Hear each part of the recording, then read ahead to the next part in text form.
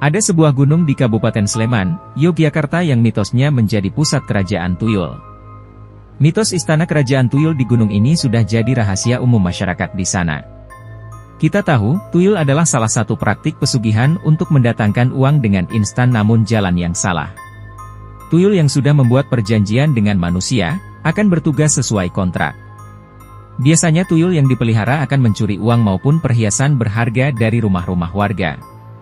Adapun gunung yang mitosnya jadi pusat kerajaan tuyul adalah Gunung Suruh Berbah di Sleman. Warga Sleman dan sekitarnya meyakini jika gunung ini adalah tempat perkumpulan koloni tuyul. Untuk memelihara tuyul diwajibkan membuat perjanjian dengan raja makhluk halus yang bermukim di Gunung Suruh Berbah ini. Perjanjian dengan tuyul harus dipenuhi dan tidak dapat dibatalkan karena terikat dua alam yang berbeda. Jika melanggar perjanjian, arwah pelaku pesugihan tuyul akan dijadikan jaminan dan diubah menjadi batu.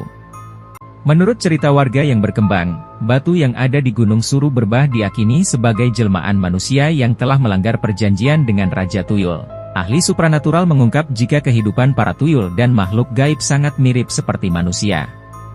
Tuyul yang dipimpin oleh seorang raja, mendapat tugas untuk mencuri uang setelah kontrak disepakati. Selain berada di pasar, tuyul dapat pula ditemukan di pusat perbelanjaan dan kota besar. Tuyul yang dipelihara pelaku pesugihan biasanya sudah terhubung dengan raga pemilik. Jika tuyul disakiti, pemilik akan merasakan sakit yang sama.